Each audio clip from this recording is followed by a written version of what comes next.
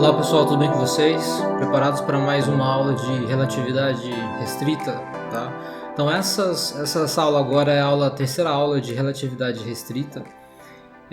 Lembrando que para quem está acompanhando aí, vocês podem baixar, tá, esse material tanto em PDF como áudio, e os vídeos também vão estar disponíveis lá no site aqui embaixo, www.atombrasil.com, tá? Então é só entrar lá, tem uma abinha escrito Teaching. Entra lá, clica, vai ter várias disciplinas que eu ministro lá. Essa daqui tá na parte de Física 4, tá? E fique à vontade, tudo bem? Mais para frente eu quero depois fazer um outro método aqui nessas aulas, poder escrever também, né? Claro. Eu estou esperando para que vocês possam me mandar dúvidas, perguntas. Assim eu faço um vídeo só com perguntas e dúvidas associadas a essas aulas aqui, certo? Daí eu faço uma aula um pouco diferente, onde eu escrevo num tablet na tela explicando, tá bom? Certo? E é isso aí. Se precisar de alguma coisa é só entrar em contato comigo, tá? Eu vou tentar resolver e responder todas essas perguntas aí de vocês. Legal? Então tá, pessoal, vamos começar aqui e voltar para nossa aula, tá? Então aqui eu tô, né, lembrando de novo como que é o nosso método aqui. Eu vou ter, né, para cada ponto importante durante a apresentação, eu vou ter esses quadradinhos aqui, tá, com as estrelas, e eu também vou usar esse laser aqui do mouse para poder apontar coisas importantes, tá bom? Espero que funcione. Se alguém tem alguma ideia melhor aí ou quiser que eu faça algo um pouco diferente, também pode mandar. Tá, então tá. Vamos relembrar rapidamente, né?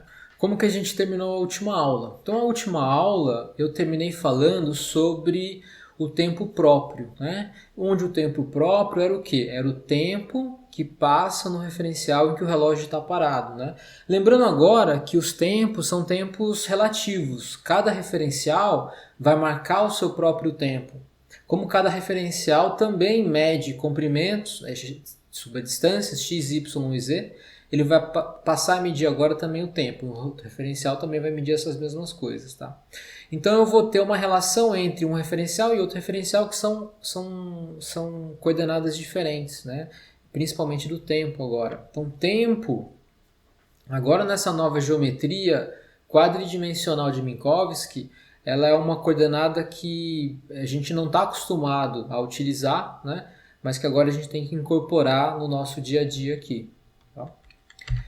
Então eu tenho aqui, por exemplo, um referencial S e um referencial S', onde o referencial S' está em movimento relativo e uniforme com relação ao referencial S. É como se eu tivesse uma borboleta que estivesse viajando com uma certa velocidade com relação a mim. Eu estou parado, a borboleta está viajando aqui. Tá? Cada referencial carrega o seu relógio. Eu carrego o meu relógio e a borboleta carrega o relógio dela. Eu marco T, ela marca T'. Tá? Apesar que essas nomenclaturas do que é T e do que é T', elas também são relativas, né? Porque eu posso chamar T no referencial da borboleta e T' no meu referencial, não faz diferença. Tá? Isso é um dos motivos também de porque eu quero ensinar utilizando a geometria do espaço-tempo como esse plano de fundo. Tá? Porque se eu começar a introduzir apenas equações onde vão aparecer T e T', depois fica complicado da gente recuperar o que é T e o que é T' nessas equações.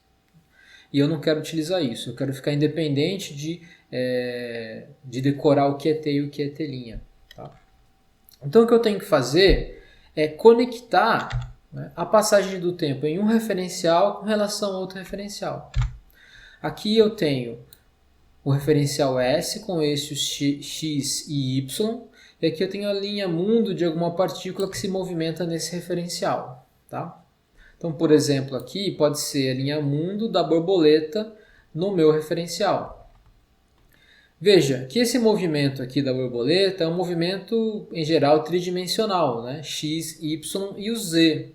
Nesse gráfico, nesse diagrama, eu não tenho a representação do Z. Tá? Então fica claro aqui que fica difícil, né, de eu mostrar o Z nesse referencial, certo? O Z existe, mas está escondido em algum lugar. Uma outra coisa que eu desenhei aqui, eu desenhei os eixos x', y' e t' do ponto de vista do referencial linha. Tá? Então, para o referencial linha, que é a borboleta, x, y e z são ortogonais. Né? Nesse meu desenho aqui, eu abusei um pouco do diagrama e eu desenhei também aqui, se vocês perceberem, x', y' e ct', todos paralelos aos eixos no referencial S.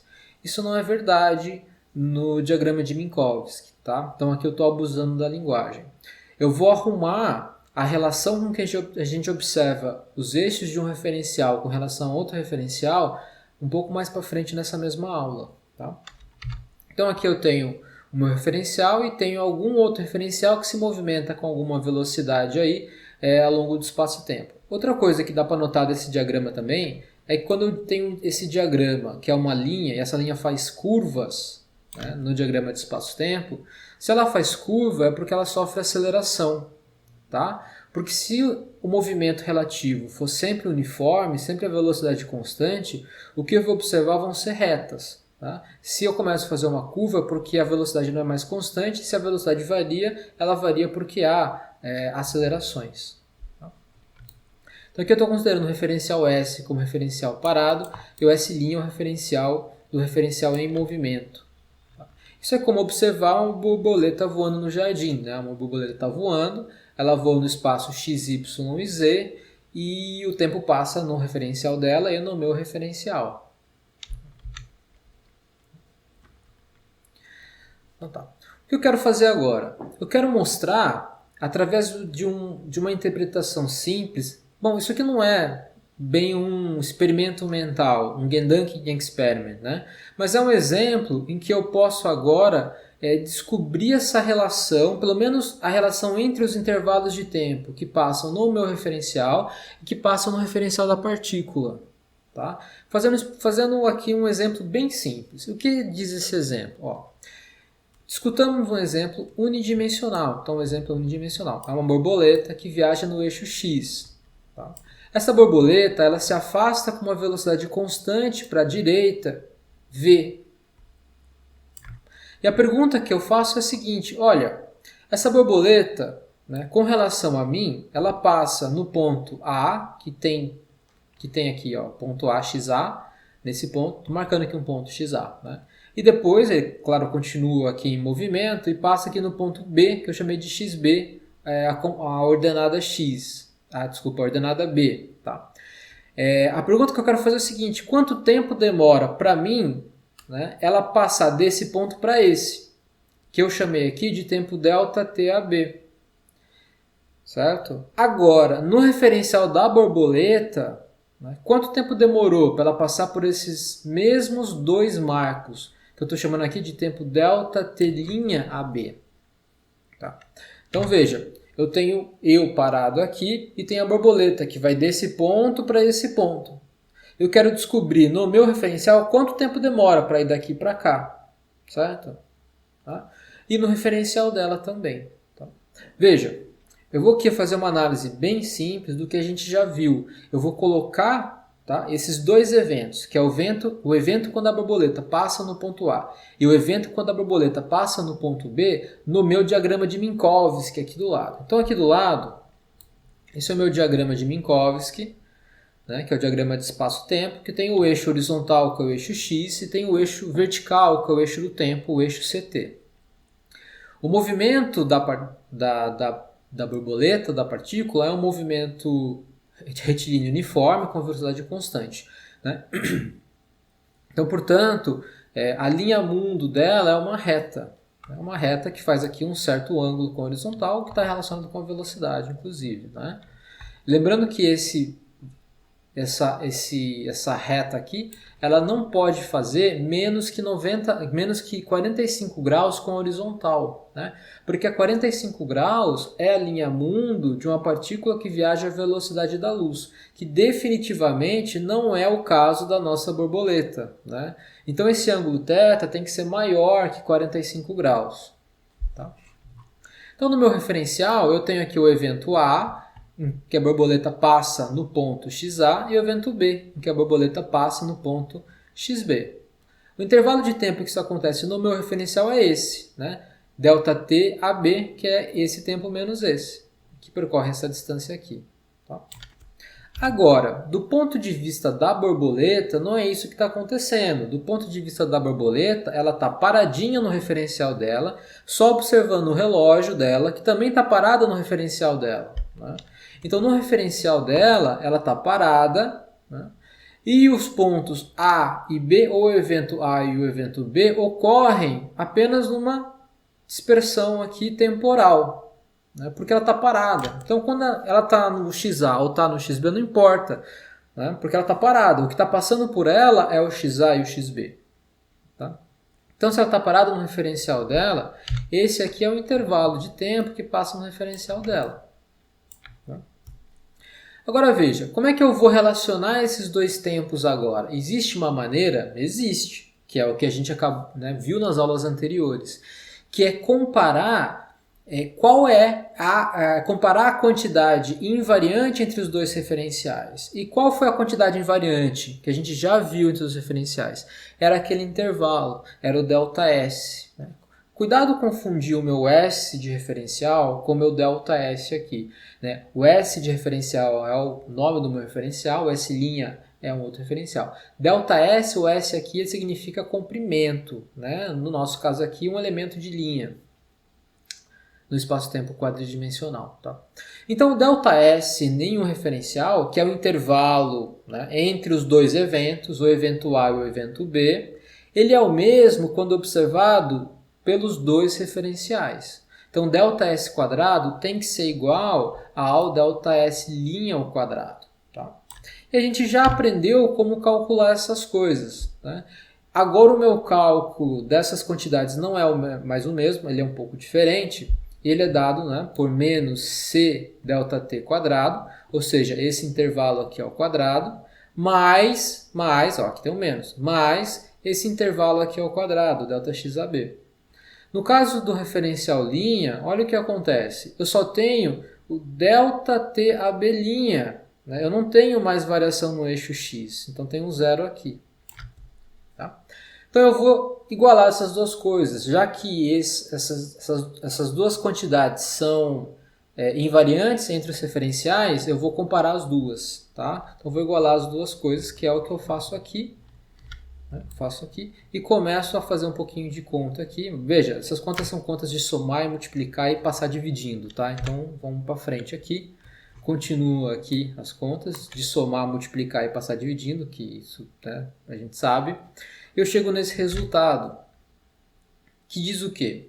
Que o intervalo ΔT', que é o tempo que se passa entre os dois eventos no referencial da borboleta, é igual a a raiz quadrada de 1 menos beta ao quadrado ΔTAB, que é o tempo que se passa no meu referencial. Né? Ou eu posso inverter a relação, né? Posso isolar aqui o ΔTAB, o meu tempo, isso é igual a 1 sobre raiz quadrada de 1 menos beta ao quadrado ΔTAB, que é o tempo no referencial da borboleta. Tá. Veja, que coisas agora interessantes aconteceram. Existe claramente uma diferença de tempo que se passa no meu referencial e uma diferença de tempo que se passa no referencial da borboleta, no referencial que está em movimento. Né?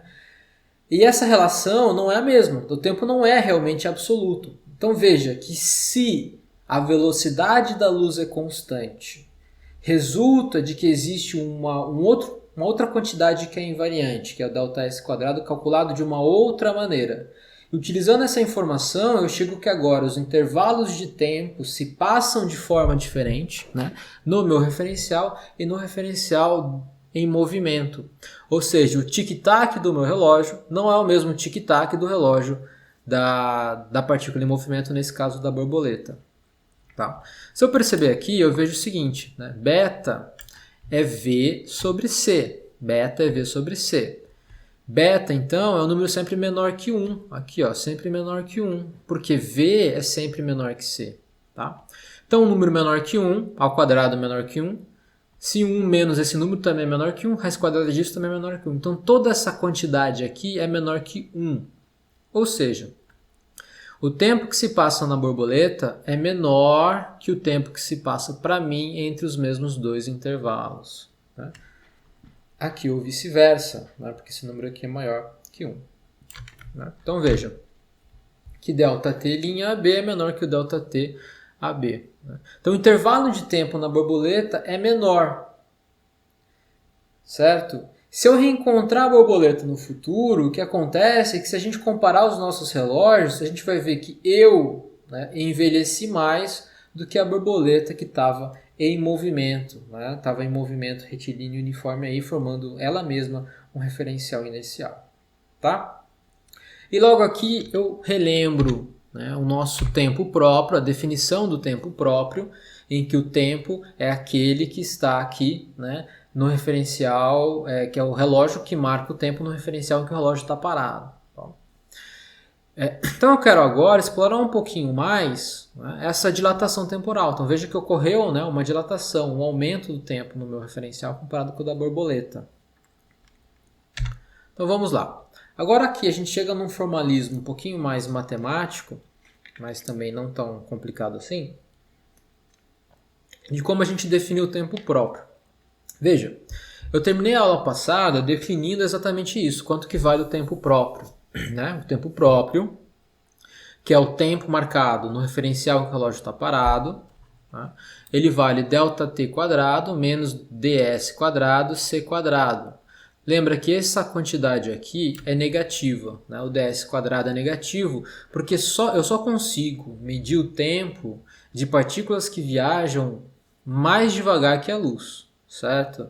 Então todas as partículas que estão presas no cone de luz, né? Todas as linhas mundos dessas partículas estão presas no cone de luz, ou aqui embaixo, né? Certo? Fora do cone de luz eu não consigo medir tempo. Então essa é a minha definição, ΔT², que é igual a menos ds² sobre c². Lembrando que o ds² a gente já viu, né, a própria definição de quanto é essa quantidade, vale menos cdt² mais dx² mais dy² mais dz². Veja, o que é esse dt aí? Para poder compreender, né, aqui, você pode interpretar da seguinte maneira, comparando com o nosso problema da borboleta anterior. O tal é o tempo da borboleta, é o tempo que se passa no referencial em movimento. E o meu t aqui é o tempo que se passa no meu referencial, certo? Para poder guardar na cabeça de vocês. E como existe essa quantidade invariante, né, eu vou começar agora a utilizar algum parâmetro como um parâmetro universal para eu poder fazer, né, criar definições e por aí vai. Eu vou definir como esse parâmetro universal o próprio tempo próprio como um parâmetro em que todas as partículas podem compartilhar essa informação, né, e refazer as calibrações necessárias. Tá? Então, voltando aqui, o tempo tal é o tempo no referencial da partícula em movimento, que é o tempo da borboleta. Daí aqui eu substituí o ds² pela expressão do ds², né? Coloquei o dt² em evidência, daí eu fico ali com dx dt² mais dy dt² mais dz dt². Daí eu sei. Daí muita gente agora pegou, colocou a mão na cabeça e falou, não, ele não fez isso, não é? Dividiu dx por dt. Não, o professor de cálculo falou que isso não pode fazer. Não pode. Isso não pode fazer. Mas funciona. Dá na mesma, certo? A culpa não é minha. Funciona, então eu vou fazer, certo? Em vez de fazer derivada. Não, já estou fazendo direto. Veja que dx dt² mais dy dt² mais dz dt², isso dão as velocidades, os componentes das velocidades, né? Vx Vy e Vz ao quadrado, né? Que somadas vão dar V ao quadrado. Então, nasce aqui meu próprio beta ao quadrado, tá? Bom, agora eu rearranjo um pouquinho, né, essas expressões. Eu tenho que dt quadrado é igual a 1 sobre 1 menos beta quadrado de tal quadrado. Tá? Tiro a raiz quadrada dos dois lados, eu fico com 1 sobre raiz quadrada de 1 menos beta quadrado de tal igual a dt. Tá? Veja, esses intervalos são intervalos infinitesimais no meu referencial, dt, e intervalo infinitesimal no referencial da partícula em movimento, d tal. Se eu quiser descobrir quanto que vale, né, o tempo total gasto entre dois eventos, eu tenho que integrar aqui, integrar exatamente entre dois eventos, A e B. Tá? Legal. Agora, né, eu vou reescrever essa expressão aqui, que é o tempo no meu referencial, em função do tempo próprio, que tem isso aqui, ó, 1 sobre raiz quadrada de 1 sobre raiz quadrada de 1 menos beta ao quadrado, como gama dt é igual a gama de tal, tá? Onde gama é igual a 1 sobre raiz quadrada de 1 menos beta ao quadrado. Lembrando que beta é sempre menor ou igual a 1, que é V sobre C. Então resulta que gama é sempre um número maior ou igual a 1. Não tem jeito. Se a velocidade for 0, gama é 1 e beta é 0. Né? Esse gama é um fator fundamental aqui nas nossas equações. Esse gama é chamado de parâmetro de Lorentz ou fator de Lorentz. Tá? É um fator relativístico que a gente vai poder utilizar aqui para poder, né, reduzir o tamanho das nossas equações no futuro. Então veja que aqui eu mostro então que partindo dos postulados básicos de Einstein, né, que é basicamente que as leis da física são as mesmas em todos os referenciais e principalmente, né, que a velocidade da luz é a mesma em todos os referenciais, agora eu encontrei uma relação em como o tic e o tac de um relógio conversa com o tic-tac de um relógio em movimento. Tá? Então essa expressão é a expressão do que a gente chama de dilatação temporal. Né? Então o meu tempo aqui ele é dilatado por um fator gama em função do tempo do referencial que está em movimento. Certo? Existe uma expressão que a gente vai encontrar nos livros de relatividade geral, né, em especial, né, também, que é moving clocks run slow, ou seja, relógios que estão em movimento, né, passam mais devagar, o tempo passa mais devagar, né? Certo? Eu sei, tem bastante coisinha aqui, mas espero que não fique tão complicado, tá? Então olha só, pessoal, o que a gente descobriu agora? A gente descobriu que existe uma relação entre o tempo que passa no meu referencial e o tempo que passa no referencial em movimento, tá? Então o que eu quero fazer agora é trabalhar com vocês um experimento que é um experimento mental, claro, né? Um Gedanken Experiment, que não dá para a gente fazer agora da maneira com que eu vou introduzir, mas é um resultado já bastante conhecido, né? Bastante conhecido, e a gente pode até medir essas coisas quando a gente tem satélites que usam GPS e por aí vai, tá? Mas enfim, eu não vou entrar em detalhes com relação a isso. O que eu quero mostrar para vocês é o famoso paradoxo dos gêmeos, certo? Eu sei que isso aqui vai trazer um pouquinho de confusão na cabeça de vocês, mas de novo, relatividade não é algo trivial, certo? Então o que eu imagino, né, é que a gente consiga avançar dentro dessa não trivialidade da relatividade. Relatividade não é fácil. Eu conheci, infelizmente, várias pessoas que até agora não compreendem relatividade e se formaram em física mesmo. São físicos que não compreendem relatividade porque não aceitam algumas coisas que a natureza se comporta dessa maneira, não tem como fazer, né? Não aceitam próprias propriedades, né, ou leis da física que estão no nosso dia a dia. Tá? Mas o paradoxo em especial, que é o paradoxo dos gêmeos em relatividade, ele não é um paradoxo, tá? Não existe um paradoxo. Então o que eu quero mostrar para vocês é que esse paradoxo não é real.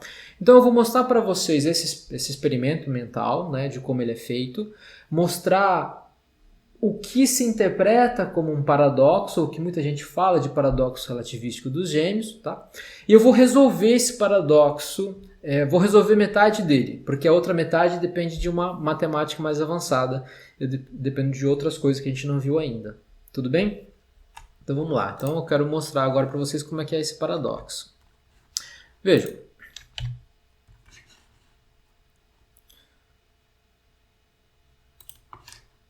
Vamos lá.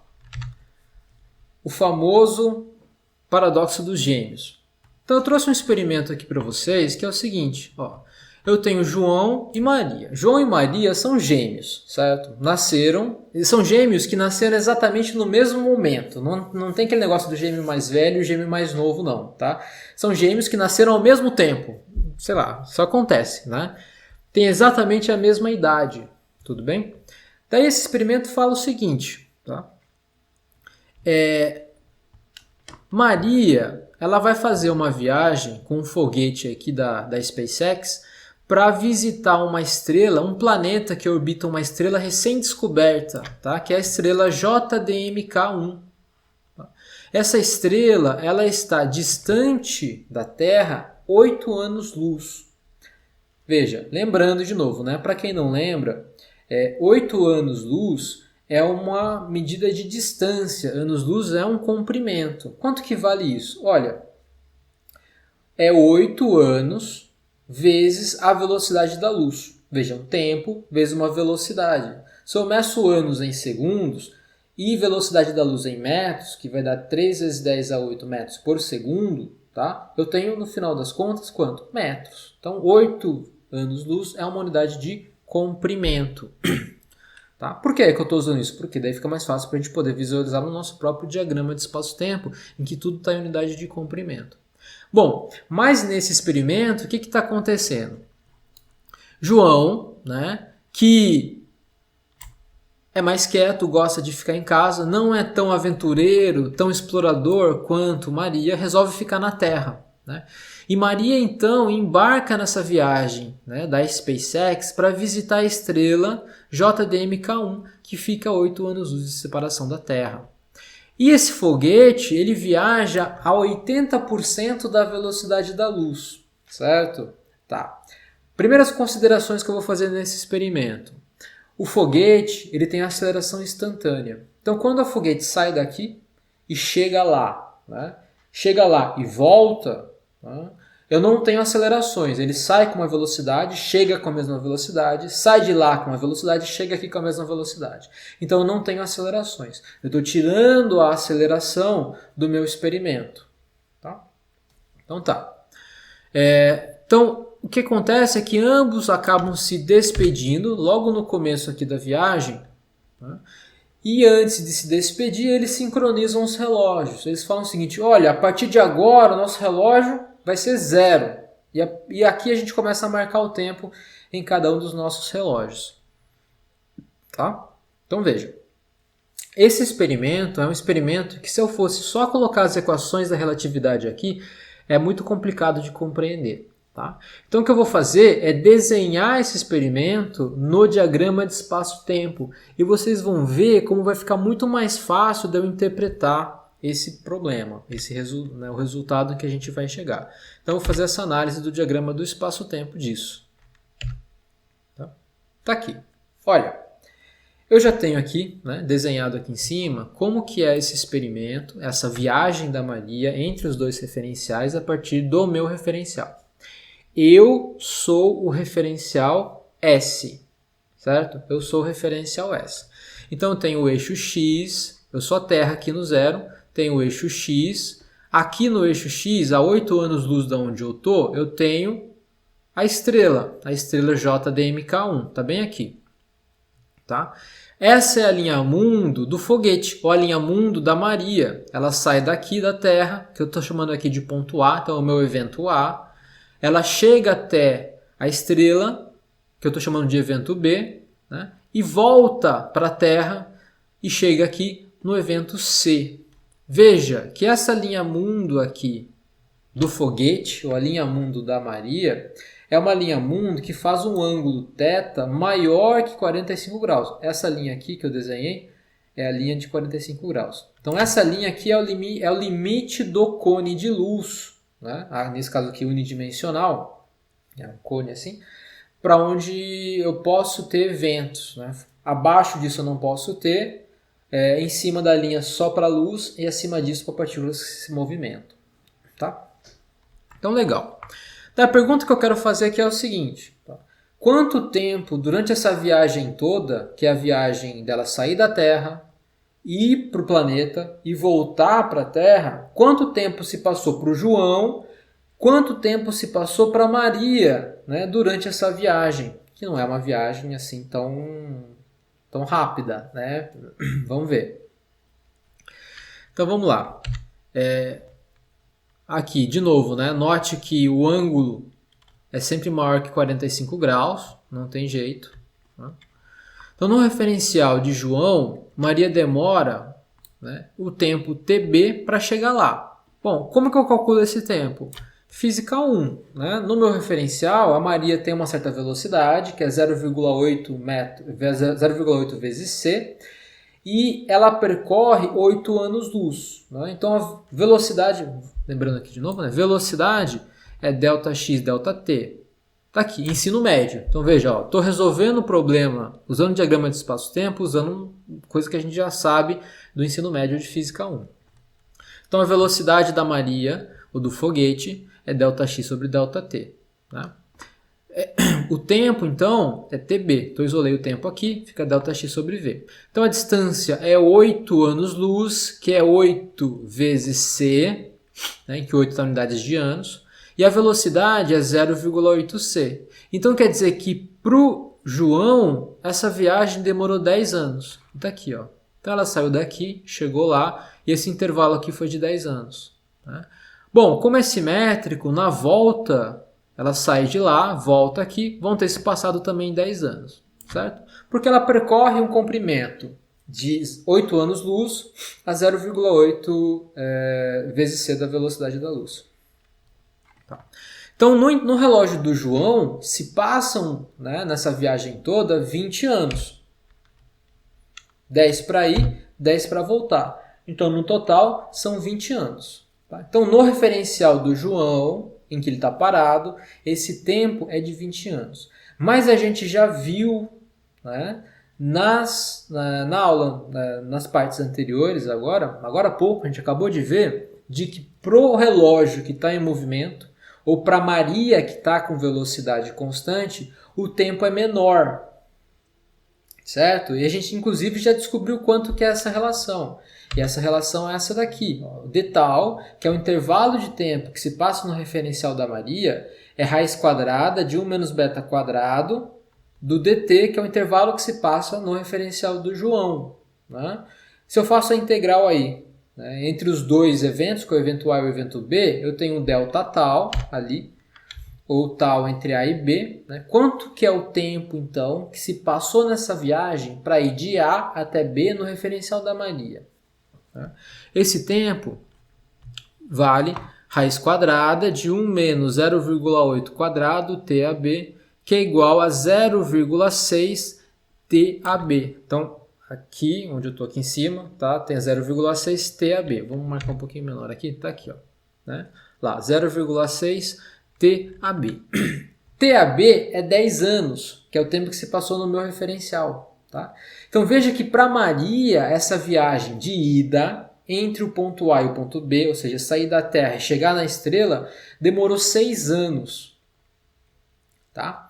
A volta é a mesma coisa, né? Como ela volta com a mesma velocidade, você pode fazer exatamente a mesma conta, e a volta vai demorar para ela 6 anos também. Então, no total, o que acontece é que João, né, vai ter vivido 20 anos durante essa viagem de Maria, só que Maria vai ter vivido 12 anos. Então, quando eles se reencontram de novo, né, se reencontram aqui no ponto C, no evento C, na volta aqui na Terra, né, logo aqui, eles comparam o relógio e descobrem que Maria tem 12 anos e João tem 20 anos. Né? Maria está mais nova. Né? Então agora sim, certo? de onde que vem esse paradoxo? Vamos tentar entender. Ó, como a gente discutiu, o tempo, né? Moving clocks run slow, o tempo deveria se passar mais lentamente para o referencial que está em movimento, que é o que está mostrado aqui, no caso, né? Então aqui está bonitinho, está funcionando. Para Maria o tempo passou menos, para o João o tempo passou mais. Tá, legal. Daí você pode parar agora, né? E agora vamos gastar os 5 minutos de reflexão, tá? Lembra, reflexão vale bem mais que flexão. Esse minuto é o seguinte.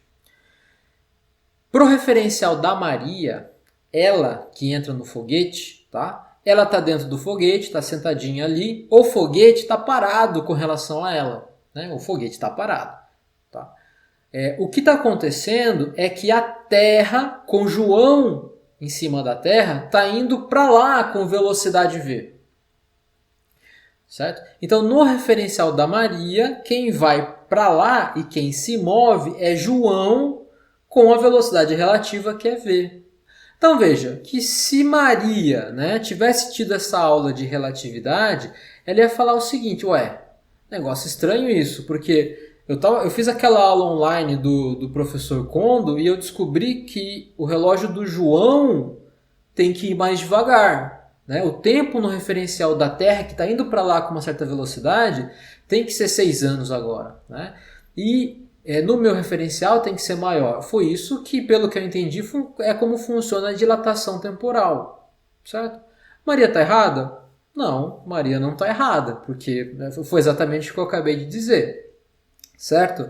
Só que na hora, né, que ela entra na nave, entra no foguete, e João vai para lá com uma certa velocidade e volta, e eles comparam o relógio e o João está mais velho que ela.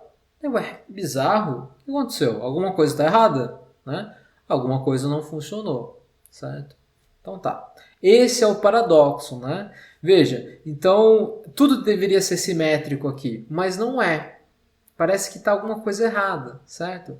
Então eu quero resolver esse problema de uma maneira agora, que é a maneira que a gente vai conseguir resolver e depois eu vou chegar num ponto que eu não vou poder resolver. Daí eu vou explicar por quê, tá? Mas vamos resolver esse paradoxo que não é um paradoxo. Então na próxima vez, tá, que alguém falar, lembra daquele paradoxo da relatividade? Você fala, não existe paradoxo da relatividade. Vamos lá. Tenho aqui, veja. Depois eu quero que vocês peguem, claro, né, isso daqui e leem as notas, você façam as contas, façam um desenho do eixo vertical, do eixo horizontal, do tempo, de como esse diagrama está acontecendo, para você compreender cada detalhe do que eu vou mostrar agora para vocês, certo? Para poder compreender esse diagrama e de como eu vou resolver esse paradoxo aqui, você vai ter que, ter assistido as últimas aulas, certo? A aula 1 e a aula 2, para compreender por que eu desenhei dessa maneira esse diagrama do espaço-tempo, dessa viagem de Maria. Tá? E veja que agora eu vou conseguir interpretar isso daqui até que de maneira bem visual. Eu vou ver o diagrama do espaço-tempo e vou conseguir resolver isso, certo? Então vamos lá, voltando aqui, vamos compreender isso daqui que está acontecendo, hein? Não saiam daqui, certo? Não terminem de assistir essa parte da aula sem compreender de como eu semi-solucionei esse paradoxo dos gêmeos, tá? Então voltando aqui. Então olha só. Eu começo com a primeira pergunta, né? Será que existe realmente um paradoxo? Né? Vamos ver, vamos pensar no problema. Olha o que eu vou fazer aqui agora. Eu tenho aqui o desenho, né, da viagem de Maria. Então, exatamente como eu fiz antes. Então lá, né, anteriormente, eu desenhei esse mesmo diagrama de espaço-tempo. Eu tenho aqui o limite do cone de luz, que faz 45 graus com horizontal. Tenho aqui a linha mundo, que vai do evento A até o evento B, até o evento C. E essa é a linha mundo da viagem de Maria, né, que viaja a 0,8 da velocidade da luz. Tá? Então o experimento aqui é exatamente igual. Se passam 10 anos no referencial de João, está aqui, ó, C, velocidade da luz, vezes 10. 20 anos, C, vezes 20. Tá? Então aqui é o 20. 10 anos mais 10 anos. Beleza. O que eu estou adicionando aí? Eu estou adicionando o seguinte. Tá? Vamos levar em conta que tanto João como Maria agora, né, eles têm acesso ao WhatsApp, que é uma ferramenta bem fácil de utilizar, e o que acontece é que eles ficam trocando continuamente a informação do tempo em cada referencial. Tá? Isso quer dizer o quê? Isso quer dizer que João, no WhatsApp dele, consegue ficar vendo o relógio de Maria. Tá? E a Maria consegue ficar vendo o relógio do João, certo? Tá? E a informação entre os dois, né, os dois aparelhos, entre os dois WhatsApps, né, essa informação viaja a que velocidade? Viaja à velocidade da luz, certo? Porque essa informação é uma onda eletromagnética que viaja aí com a velocidade da luz entre os dois referenciais. Então, o que eu desenho aqui, né, nesse diagrama, que está em laranja aqui, é a informação ou a troca de informação, né, do WhatsApp entre João, que é esse cara aqui, né, e Maria, que é essa linha mundo aqui. Então vejam, eles saem daqui com os relógios sincronizados, então eles observam ao mesmo tempo no WhatsApp da Maria e no WhatsApp do João. Né? Só que à medida que Maria vai ficando cada vez mais longe do João, a informação do WhatsApp do João demora um tempo para chegar lá. Certo? Dá para ver aqui. Ó, né? A informação viaja à velocidade da luz, ou seja, a linha mundo da informação faz 45 graus com a horizontal, o mesmo ângulo aqui, ó, então faz 45 graus com a horizontal. Tá? Então olha o que acontece. Na hora que Maria chega, né, chega na estrela JDMK1, a informação que ela recebe do WhatsApp do João, ela demorou, né, uma quantidade de tempo para chegar lá. Quanto tempo? Demorou 8 anos. Né? Então, na hora que ela chega aqui, a informação que ela lê nesse ponto é a informação que saiu da Terra há 8 anos atrás. Está aqui, 10 menos 2, 8 anos atrás. Certo? Porque veja, né, a estrela está separada da Terra 8 anos-luz. Então, se a luz viaja a C, vai demorar 8 anos. Então, demora 8 anos para a informação de um WhatsApp chegar até o outro WhatsApp, se a distância for de 8 anos. Então, está aqui. Né? Então, veja que na hora que ela olha para o WhatsApp, ela chegou na estrela, olhou para o WhatsApp, o relógio do João está marcando 2 anos. Certo? Então, veja, olha só. Para ela, João foi para lá com velocidade V. Né? Para ela, se passaram quantos anos? 6 anos. A gente já mediu isso, né? 6 anos. Só que ela vê que no relógio do João se passaram 2, se passaram menos, 1/3 a menos, né? Para ser mais exato. Então, para ela, até esse momento, a relatividade está funcionando, certo? Para ela se passou menos tempo no referencial do João e para ela se passou mais tempo. Vamos ver agora do ponto de vista do João. Olha o que aconteceu. Na hora que ela chegou aqui, né, ela, claro, está sempre se comunicando com o João. A informação daqui de que ela chegou, chega na Terra antes, porque é a velocidade da luz, do que ela mesma. Né? Então, na hora que ela sai daqui, ela fala, ô João, cheguei, e manda o relógio dela. Essa informação vai demorar 8 anos para chegar lá. Aqui, 8 anos. Então, João vai ver, né, que Maria efetivamente chegou naquela estrela 8 anos depois, ou seja, 18 anos da viagem. Então, depois de 18 anos na Terra, né, para João, ele vai verificar que no relógio da Maria se passaram 6 anos, que é exatamente 1/3. Veja a razão, né? E para ele, olha só, bom, parece que faz sentido isso, né? Vai demorar menos mesmo, certo? Essa é a primeira coisa. Agora as coisas ficam mais bizarras, que é a volta. Porque olha só, né?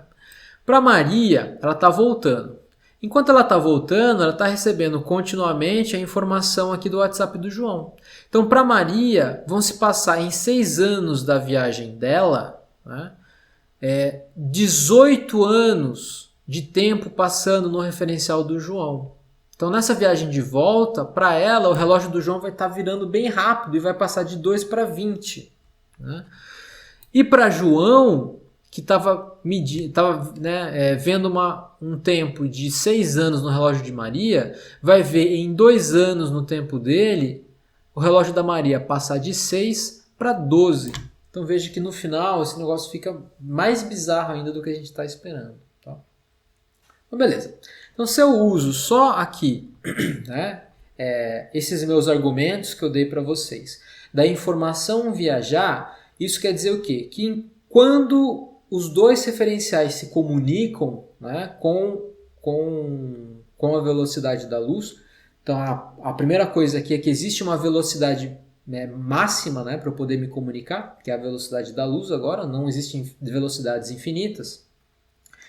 A outra coisa é que tem um detalhe aqui que eu não falei. Né? Até metade da viagem, a relatividade parece estar funcionando. Né? Eu meço realmente um tempo menor para aqueles referenciais que estão em movimento. Certo? Mas da metade da viagem para cima, as coisas já ficam bizarras, parecem acelerar o relógio, então não funciona. Tá? Por quê? Porque faltam coisas aqui nessa teoria que a gente está discutindo. Né? Uma das coisas que faltam claramente é a aceleração. Tá? Então talvez a pergunta fundamental aqui na interpretação desse experimento é incluir a própria aceleração. Certo?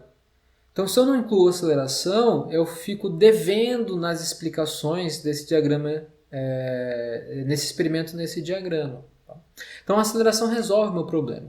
Uma coisa que eu posso adiantar para vocês agora é a seguinte. Né? É difícil de eu levar em conta essa aceleração? Não é.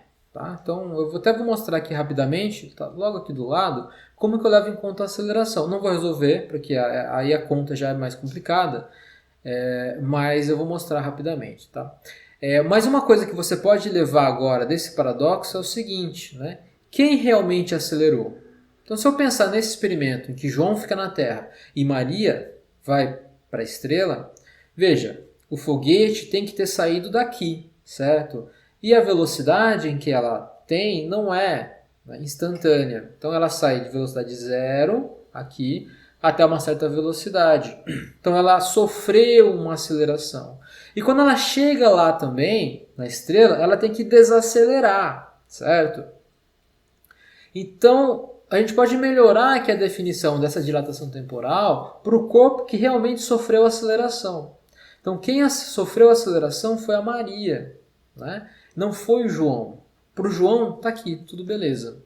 No referencial da Maria, quando sofre acelerações, esse referencial não é mais um referencial inicial. Né? Então ela vai começar a sentir forças né, que não parecem condizer com o ambiente que ela está. Então, por exemplo, ela vai, se está acelerando, é como num carro acelerando, ela vai ficar grudada na cadeira aqui enquanto está acelerando. Certo? Então existe essa assimetria com relação a esse experimento. Tá? Então o paradoxo em si ele não existe. Você só tem que interpretar de maneira correta né, as leis da relatividade aqui. Tá? Então tá. Eu quero mostrar aqui rapidamente como é que eu posso colocar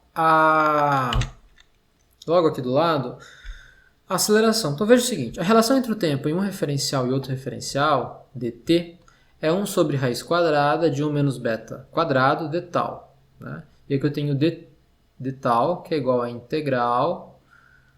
Agora eu integrei aqui, né, para ver qual que é o intervalo do tempo entre uma coisa e outra. D tal, tb no referencial da partícula em movimento. Só que aqui eu tenho beta, em que beta é v sobre c. Né? Só que beta, que depende aqui de v, né? V muda agora com o tempo. Então v depende do t, que depende de tal, certo? Então veja, assim, não é essa é a expressão que eu teria que usar, só que eu tenho que levar em conta que v depende do t e t depende de tal agora, né? E ver como que agora essas relações funcionam. É uma coisa que não é tão trivial assim, mas é fácil até de descobrir. E a gente estuda essas relações em teoria eletromagnética 2. Tá? Então, a teoria eletromagnética ela se aprofunda um pouco mais em relatividade e dá até para colocar a aceleração lá, porque daí eu consigo já trabalhar com umas grandezas um pouco mais sofisticadas. Certo? Deu para compreender? Então tá. Tome uma água, tá? De novo, eu sei que é bastante coisa, tá? Mas falta pouco aí pra gente terminar essa aula, tudo bem? Então olha só, a gente discutiu a relação de tempo entre o referencial e outro referencial. Então isso foi uma coisa que a gente fez, tá? Discutiu a dilatação temporal, a gente falou sobre o paradoxo dos gêmeos, descobrimos como relacionar essas duas coisas entre os referenciais, tá? Então o tempo, de certa maneira, eu sei como ele se relaciona entre um referencial e o outro. Isso é uma coisa, tá? Uma coisa que eu comecei falando lá no primeiro slide, lá no começo da aula, foi na minha representação do movimento do referencial S com uma linha mundo do referencial S' com os eixos X', Y', Z'. E eu falei que aquilo era um abuso, né, de representação. Por quê? Porque o eixo X', Y', Z' e T' não são ortogonais ali naquele desenho, certo? Por quê? Porque eu tenho uma transformação entre eles ali que me diz como eu vou observar um eixo no referencial linha do referencial S, sem linha, tá? Então tá. Então o que eu quero fazer aqui é mostrar como que eu posso desenhar um referencial, um diagrama de Minkowski, observado a partir de outro referencial, que é o referencial S, certo? E eu quero fazer isso porque a maneira geométrica com que eu vou descobrir as relações de transformação, elas são bastante claras, tá? Nesse sentido. Então eu vou conseguir observar como nascem essas relações de transformação. Tá? Então aqui tal, começo aqui com as transformações de coordenadas entre referenciais inerciais. Todo o objetivo, né, dessas aulas de relatividade é encontrar essas relações de transformação, que a gente chama de relações de transformação de Lorentz. Né? São as transformações de Lorentz entre os referenciais. Tá? Então o que eu tenho desenhado aqui? Eu tenho desenhado o referencial S, que sou eu, e o referencial linha, que é um referencial que se move para a direita com velocidade v. Tá? Então aqui é a mesma coisa, né? Tem o x, tem o y, considerando que quando o referencial passa aqui no meu zero, a gente sincroniza os relógios, é isso aqui que eu vou observar desse ponto, que é esse referencial S' se movendo no meu referencial, que é o referencial linha, S', CT'. Tá? Beleza. Agora você pode pensar o seguinte, veja, no referencial linha, o relógio dele, que marca tempos T', está passando naquela linha lá, que é essa linha vermelha aqui, certo? Então essa linha vermelha aqui, ela marca a própria linha mundo do referencial ou do relógio, certo? Então tá. Então a maneira com que eu observo, né, o eixo linha, T' do referencial linha é dessa forma. Faz esse ângulo φ aqui com a vertical. Né? Lembra que esse ângulo aqui tem que ser menor que 45 graus. Ele não pode ser 45 graus, quer dizer, ele pode ser se for luz, mas não pode ser maior que isso. Tá? Então isso é uma coisa. Então esse ângulo aqui é um ângulo que vai ter que ficar limitado, né, entre 45 graus de um lado ou 45 graus do outro. Então, menos π sobre 4 ou π sobre 4 aqui. Por que dos dois lados? Porque aqui eu estou considerando que o referencial S' se move para direita. Se ele se mover para a esquerda com velocidade negativa, agora, daí aqui vai estar o eixo, né? Linha. Tá. Então, bom, tem que parar um pouquinho para dar uma pensada aí, para poder compreender isso, tá? Mas o resultado aqui é o seguinte, ó, eu consigo desenhar, né, o referencial linha com relação ao referencial T, o referencial linha, o eixo T' do referencial linha, com relação ao eixo T do referencial S. Isso eu já sei. Tá? O que falta encontrar aqui é como desenhar ou como representar no referencial S o eixo X' do referencial S'. Bom, esse não é um trabalho tão trivial assim, certo? Eu poderia falar para vocês, porque isso aqui é bastante simétrico, né? Mas eu vou fazer um experimento para mostrar como que a gente faz essa calibração para ver onde está esse referencial. Então eu vou fazer para isso um experimento mental, vou fazer um Gedanken Experiment aqui. Vou fazer o seguinte, ó. Imagina que eu tenho um referencial linha que está viajando para lá com velocidade v, constante. Nesse referencial linha, eu tenho no 0 um laser que joga luz para os dois lados, certo? Tanto para cá quanto para lá no referencial em movimento. Nesse referencial linha, eu tenho dois espelhos aqui, dois espelhos, né, separados por uma distância 2A, ou seja, um está no ponto menos A, outro está no ponto mais A. Tá? Então tá. Na hora que, né, esse laser ele sai daqui, bate no espelho e volta. Tá? E eu vou representar esse experimento do ponto de vista do referencial em movimento, linha, e depois do ponto de vista do referencial parado, sem linha. Tá? Para a gente ver onde que vai aparecer o eixo x' nesse experimento mental. Então veja, esse é o experimento mental. Né? Então o laser sai daqui, bate aqui e volta. Sai daqui, bate aqui e volta. Né? Ao mesmo tempo, sai, bate e volta. E isso tudo é o referencial linha que está se movendo para lá, para a direita com velocidade v. Tá? Então aqui está esse experimento visto do ponto de vista do referencial linha. Né? Aqui, na posição, eu coloquei aqui no ponto menos A temporalmente, ó, no tempo menos A luz sai, a luz sempre faz 45 graus, então o movimento dessa luz aqui vai e volta. Né? Então está aqui. Ela vai e volta. No diagrama, ela faz 45 graus com horizontal, bate ali no A e volta. Certo? 45 graus. Então eu tenho aqui, se aqui vale A, aqui vale A, aqui vale A também. O outro fóton, outra luz que sai do laser para cá, também, né? Faz 45 graus e volta aqui. Então forma um quadrado aí, né? Um quadrado bem simétrico, inclusive. Tá aí. Eu tenho todos esses eventos aqui ocorrendo, né? Eu tenho o evento saindo a luz, batendo nesse espelho e voltando para cá. Então eu posso dizer até que esses eventos aqui são simultâneos, ocorrem no mesmo momento, né? Bateu o laser aqui, sair daqui e chega lá, ocorrem no mesmo espaço de tempo, no referencial linha. Tá? Como é que eu observo agora esse experimento do referencial S, que é o referencial sem linha, que é esse referencial aqui? Então veja, está aqui. Começando nesse referencial, olha o que acontece. Saindo daqui, né, eu tenho o eixo X e o eixo CT. Né? Eu já sei como desenhar o referencial linha, o tempo do referencial linha, que é esse eixo aqui, eixo CT' do referencial linha. Tá? Então, nesse eixo, que é esse eixo aqui, do ponto menos A sai a luz. Né? Essa luz que vai para cá e essa luz que vem para cá. Só que a gente já viu o quê? A gente já viu que a luz ela só pode fazer na sua linha mundo 45 graus com horizontal para qualquer referencial. Então essa linha sempre tem que fazer 45 graus para todo mundo, sem exceção.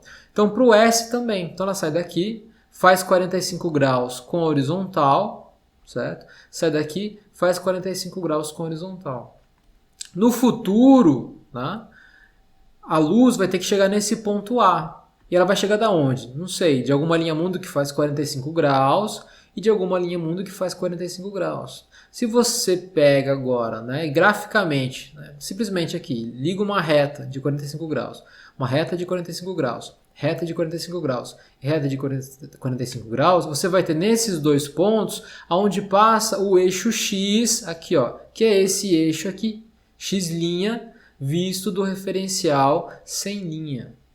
Tá? Veja, tudo simétrico. Então aqui esse ângulo θ, que é o mesmo ângulo θ que está aqui, que tem que ser nesse caso aqui, né, para o eixo X' menor que 45 graus. E você pode até medir esse ângulo se você quiser. Tá? Então veja, essa é a maneira com a qual eu vou desenhar o referencial linha, né, que faz agora, né, esse ângulo aqui, com relação ao referencial S. Certo? Agora, alguém pode ficar confuso com isso aqui que eu desenhei. Tá vendo essas linhas aqui entortadas, né? Que faz um certo ângulo aqui. Por quê? Porque para o referencial linha, essas linhas aqui são retas, tá vendo? Retas aqui são ortogonais. Para o referencial sem linha, essas linhas não são mais ortogonais. Tá? Só uma coisa. A gente pode pensar no processo inverso. Como que eu vejo o referencial S em função do referencial S'? Veja, para o referencial S', quem se move nessa direção aqui é o referencial S. Então o desenho, né, ele vai ser o mesmo, você pode fazer na tua casa o mesmo experimento e chegar nessa solução aqui. Ó. Agora eu tenho, esse é o referencial linha, né, ortogonal, eu tenho o referencial S com o eixo CT e o eixo X aqui, né, desenhado dessa maneira. Tá? Então tem uma relação aqui uma relação aqui bastante simétrica entre as transformações entre um referencial e o outro referencial. Certo? Então tá. Então vejam. Essa é a primeira coisa, né? Então agora eu sei como desenhar um referencial em função do outro referencial, certo? Agora uma outra coisa que não fica clara pra gente é o seguinte, ó. Tá vendo que aqui, esse cara aqui marca A, né? Essa é a marcação, aqui vale A. Esse A tá aqui, ó. Certo? Agora a pergunta que eu tenho que me fazer é a seguinte, e nesse referencial, aonde vai estar A? Vai estar aqui também? Não, não vai estar, certo? Porque isso aqui tudo agora se modificou, né? E eu estou desenhando esse negócio num diagrama quadridimensional, então tem que tomar bastante cuidado com essas calibrações de eixo. Esse A aqui no eixo linha do tempo, né, não é o mesmo comprimento do A no eixo sem tempo. Então eu tenho que fazer uma calibração aqui. Tá? E essa calibração é a própria maneira que eu vou fazer as transformações de coordenada entre os referenciais. É difícil de fazer? Mais ou menos. Tá? Vamos tentar entender aqui como que a gente pode desbravar, né, essa floresta aqui de equações que eu vou mostrar para vocês aqui agora. Tá? No frigir dos ovos, lá no final, a gente vai ver que no final das contas é algo fácil, assim, até a gente poder compreender e guardar, tá, essas relações. Esse meio aqui de desenvolvimento, né, que não é tão fácil, mas vamos lá. Tá? Então aqui eu quero falar sobre a calibração dos eixos entre referenciais. Né? E no final eu quero chegar nas equações de transformação, que talvez fique para a próxima aula. Tá?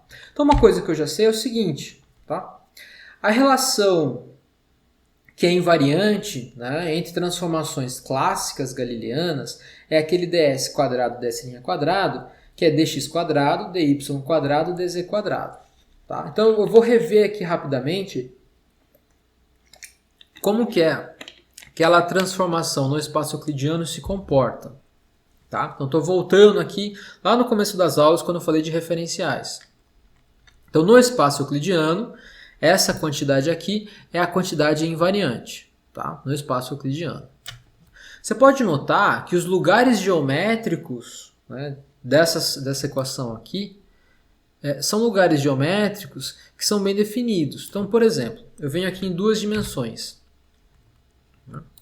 Duas dimensões. Então, meu gráfico aqui embaixo é um gráfico do eixo x, do eixo y, certo? E aqui eu tenho um ponto que está a uma distância s do centro. Tá? Veja, eu posso parametrizar esse ponto aqui como sendo S cosseno θ, S seno θ, o θ sendo esse ângulo aqui. Então nessa representação o que eu estou fazendo é parametrizar o ponto em função de um parâmetro, que é o parâmetro θ, que a gente chama, lembrando lá de física 1 e física 2, de ângulo polar. Tá? Então os dx vira ds cosseno θ, dy vira ds seno θ. E você agora pode verificar que as relações, né, de ds quadrado aqui, elas se mantêm mesmo que eu mude o referencial. Nesse caso aqui, eu rotacionei o referencial por um fator φ. Tá? Rotacionei o referencial, essas coisas não vão mudar. Tá? X é s cosseno θ, y é s seno θ, com relação aos eixos x e y. Com relação aos eixos y' e x', tá? Eu tenho S cosseno de θ menos φ, então aqui tem que trocar, tá? Aqui é θ menos φ, E o y', que é esse cara aqui, é seno de θ menos φ. Tá? Mas essa relação entre os dois se mantém invariante. Tá? Eu tenho aqui x² mais y² igual a s², x' mais y' igual a s². Então veja, tá? O lugar geométrico desses pontos que tem a mesma distância com o centro, que é esse círculo aí, ele é preservado quando eu altero, né, o referencial. Então mudei o referencial, fiz uma rotação, nada mudou aí. Então os lugares geométricos são preservados. Isso em 2 dimensões. Né? Se fossem em 3 dimensões, seria uma esfera. Né? Então os lugares geométricos dos pontos que são invariantes com relação às transformações galileanas, elas são esferas. Tá? Então o lugar geométrico é preservado nas transformações. Beleza. Isso quer dizer então que quando eu tinha meu espaço euclidiano comum, eu poderia ter um parâmetro, aqui nesse caso eu dou um exemplo simples em 2 dimensões, que é um parâmetro, né, de rotação aí, com ângulo polar. Então tem um ângulo polar que você pode parametrizar as minhas coordenadas x e y. Então isso é uma coisa. Tá? Legal. Só que agora, olha o que acontece. A minha quantidade invariante no espaço-tempo quadridimensional de Minkowski não é mais aquilo lá que era antes. Não é mais dx², dy², dz². Não é. Agora é outro. É menos cdt² mais dx² mais dy² mais dz². Então essa nova definição, né, da quantidade que é invariante resulta de que agora os lugares geométricos na transformação de coordenadas entre referenciais, eles não são mais esferas em 3 dimensões, né? São outras coisas. E eu não consigo mais agora, por exemplo, nem que seja em 2 dimensões, x e tempo só, parametrizar, né, essas coordenadas em função de um ângulo polar. Tá? Isso é uma coisa. Daí aqui eu dou um exemplo nessa dinâmica aqui bidimensional. Né? O que é bidimensional agora? É o tempo e o espaço, certo? Então é um movimento unidimensional no espaço, que no diagrama de Minkowski é um espaço bidimensional. Então uma borboleta viajando aqui no eixo X, uma formiga viajando em cima de uma linha, certo? Então nesse espaço bidimensional de Minkowski, tá? A minha quantidade invariante continua sendo o ΔS². A minha nova definição do ΔS² é menos ct² mais x². Tá? Daí, se eu mudo o sistema de coordenadas agora, né, ou nesse nosso caso aqui, eu represento um referencial linha no referencial S, eu vou ter uma geometria, certo? Ou um lugar geométrico marcado por esse ΔS² que é invariante para os 2 referenciais. Os 2 referenciais veriam exatamente o mesmo desenho, certo? Então os lugares geométricos marcados pelos pontos CT e X, né, que tem a mesma distância aqui com a origem ΔS², possuem essa relação no diagrama de Minkowski. Veja, eu não consigo parametrizar agora, né, o meu x ou o meu ct em função de um ângulo polar, θ. Tá? Mas olha só que legal. Né? Se eu vier aqui embaixo, eu vejo o seguinte. Se ao invés de usar um ângulo polar θ, eu uso agora o chamado ângulo hiperbólico. Tá? Então, lembrando um pouquinho das definições de ângulo hiperbólico, eu tenho aqui o seno hiperbólico de θ, que agora é um ângulo hiperbólico, e o parâmetro θ, que é um ângulo hiperbólico, ele varia de menos infinito a mais infinito. Então, seria legal rever rapidamente essa ideia de ângulo hiperbólico. Tá? E a definição é: seno hiperbólico de θ vale eθ menos e menos θ sobre 2. E o cosseno hiperbólico de θ vale eθ mais e elevado a menos θ sobre 2. Tá?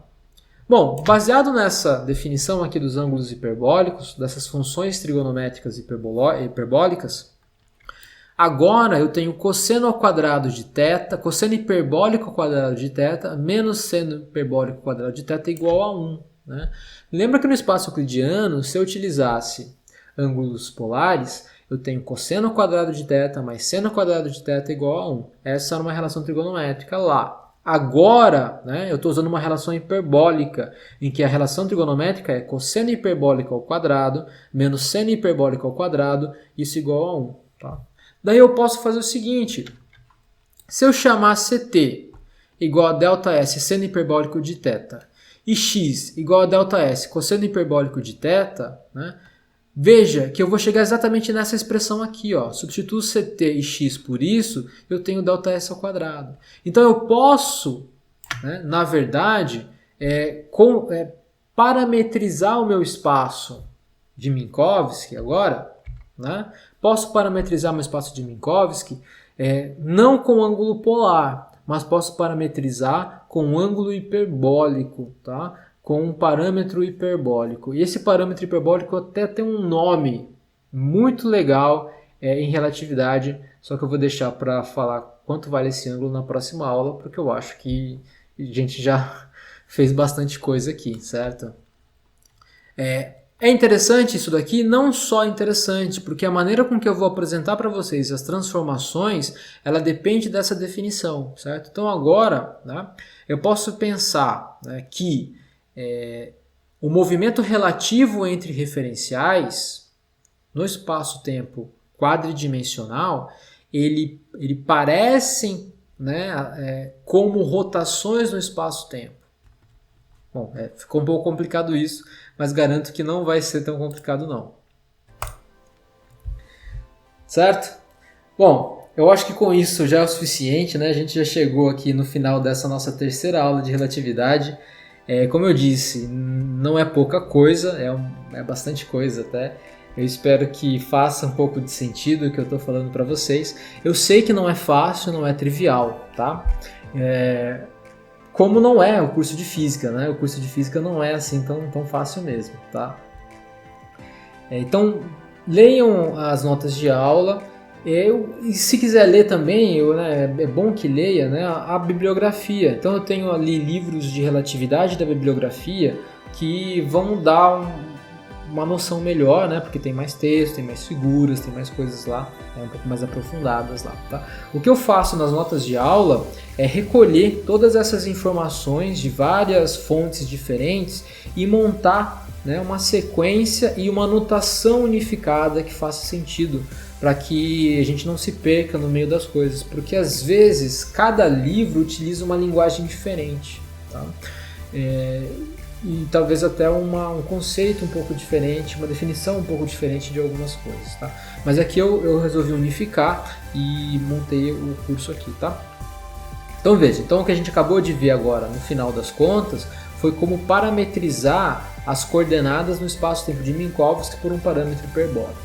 E na próxima aula a gente continua discutindo um pouco mais as transformações de coordenadas entre os dois referenciais relativos, certo? Então na próxima aula espero a gente poder chegar nas relações de transformação de Lorentz, certo? Então é isso aí. Legal, galera aí. Bons estudos. Me mandem as dúvidas se vocês tiverem, tá? Que eu vou tentar responder, fazer um vídeo só de perguntas e respostas e talvez até uma solução de alguns exemplos de relatividade. Legal? Valeu, pessoal. Até a próxima.